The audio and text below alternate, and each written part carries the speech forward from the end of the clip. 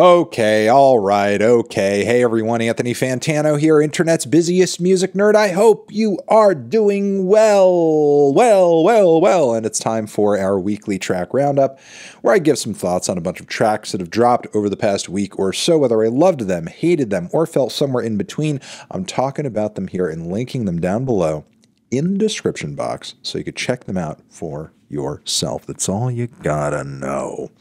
That, and of course, our sponsor in this video, they continue to be The Ridge. Still making these amazing, kissable, huggable, metal-plated wallets that fit nicely in your front pocket, are super minimalist. Hit up that link, promo code MELON, 10% off the order.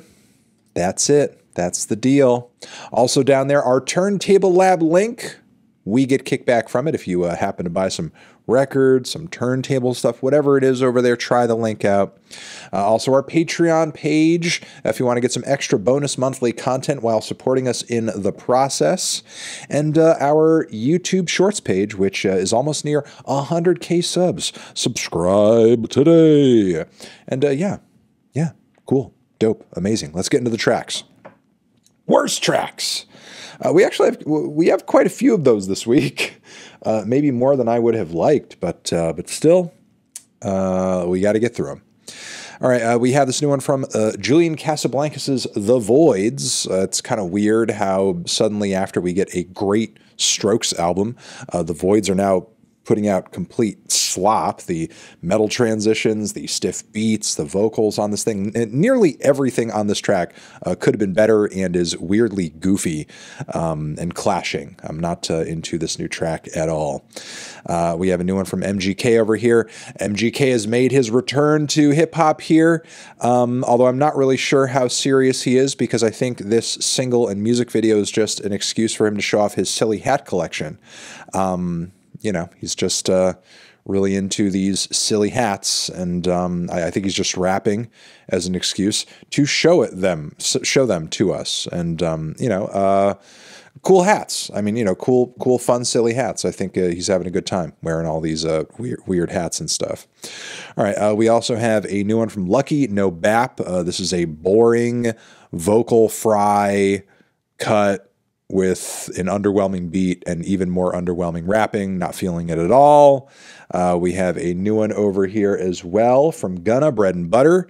Guy is like really taking himself way too seriously, considering like what he just got off the hook for and how he got off the hook for that stuff. He's really trying to tell us a tale over here about how seriously we need to take him, and I am not buying it. I have no interest in buying this. It is silly.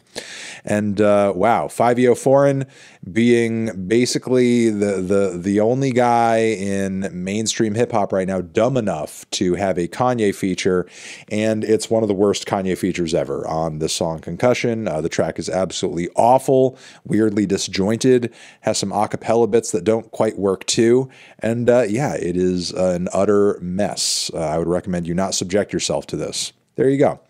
All right, meh. The tracks that I was not crazy about, but still wanted to shout them out. You might like them more than me. Here they are. We have a new one from Saba with No ID on production. A track, for the most part, is a banger. It really just should have been longer. Hoping to hear more from these two, but something that's, I suppose, a bit more robust and thorough. Yeah, that would be in order. We have a new one also from Rob Grant, Lost at Sea, song featuring Lana Del Rey. You know, it's just some boring background faux cinematic instrumentation with Lana kind of gently vocalizing on top. Nothing terrible, but nothing special either. We have a new single from the forthcoming Queens of the Stone Age record. I really liked the last one. This new one, I am not so much sure about. The pacing, I think, is off, and the way the shimmery guitars and effects and vocals on the back end come together, it just kind of clashes in a very hideously chaotic way. I don't think the ending is all that strong. Moving on from there, we have a lot of tracks, frankly, from the new Spider-Verse movie soundtrack, which is helmed by one Metro Boomin. And this track over here, at least one of the more standout cuts, in my opinion, is the Offset and JID or JID track, Danger Spider. But I think in the grander scheme of things, for both of these artists, we're dealing with a pretty mild performance from both of them. And yeah, I don't think the song is, I guess, incredible in the modern mainstream hip hop canon. But for Spider-Man soundtrack, sure, why not? It's cool, I guess. Moving on from there, we have a new one from Kenny Mason, Dracula. Mid-production, mid-vocal delivery, okay flow. Not really seeing what all the hype is about with this Kenny Mason cut, unfortunately. We have a new one from Ken Mode, noise, rock outfit, and, metal outfit, Ken Mode. They're usually pretty good for a single or two every album cycle. And look, while I'm not crazy about this cut because it doesn't really do all that much to surprise me or blow me away, if you're looking for something heavy, riffy, ultra aggressive, blindly angry, check it out. The track is titled the Shrike. The Shrike. Shrike? I'm not sure how to pronounce that word, but hey, it's a savage cut. Give it a spin. All right, moving on from there, we have a new one from Jeff Rosenstock over here. It is a little acoustic-ish punky ballad with a solid chorus. Not one of the more emotionally cutting songs and singles I think he's ever dropped, but certainly listenable and kind of peppy.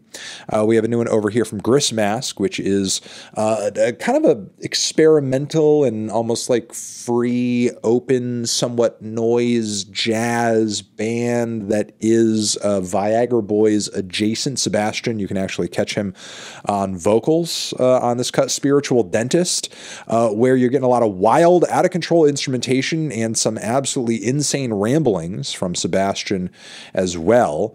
Look, if that conceptually as a description interests you, I mean, maybe I would have preferred something just a bit more focused, but if what I've just described like kind of hits for you, I would recommend checking it out because it definitely is unhinged. I will give it that for sure. Moving on from there, we have a new surprise and relatively interesting crossover from Dave and Central C on this new cut over here. It's not too bad, but it's not blowing me away either. It's titled Sprinter. Production is decent. Flows from both these guys are decent. And I would say they bring complementary energy to the cut, which is pretty cool. All right, and we also have a new one from Kid Cudi over here. It's kind of a very standard, mild summer jam. Nothing, too crazy, nothing too stand out. It's just kind of groovy.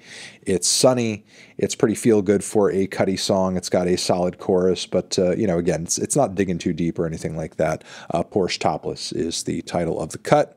And let's move on to the best tracks of the week. We have a handful of those. They are as follows. But bam, we have a new track from the upcoming Idol series. The song features The Weeknd and Playboi Carti and Madonna, and it's actually like a really well-crafted pop, hip-hop crossover. The Cardi feature is strong. The Madonna chorus is great.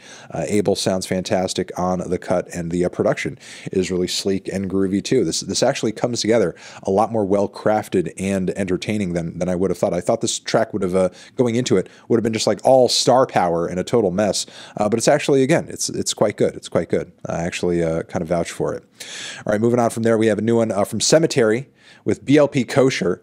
Huntin' Wabbits is the title of this distorted, unhinged banger. Really liking the chaotic energy these two are bringing to this track. We have a new one from Latto, another banger, raunchy single. This time we get Cardi B. What am I doing? I'm mixing up my Cardis. We have Cardi B in the mix on this one, with I think one of her better features in a while. Some really sharp one-liners on this, and decent production as well on it.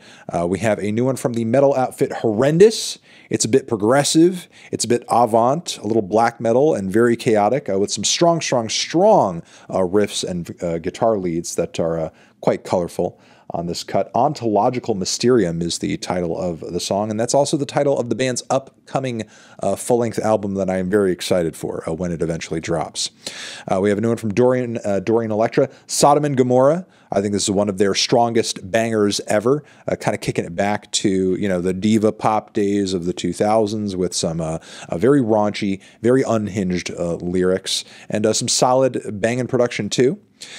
We have one from Death's Dynamic Shroud, which I think is one of the most epic tracks the collective has ever come out with. Make sure that you listen to this one because it's really gratifying and actually quite mind-bending. You Are Burning Me Up Like This is the title of that. And finally, we have a new one over here from Bring Me the Horizon, which I think is a really anthemic banger with a little Uzi Vert, Daryl, Palumbo, and Glassjaw in the mix on vocals. Some really anthemic and grand vocal layers on this cut. Strong riffs.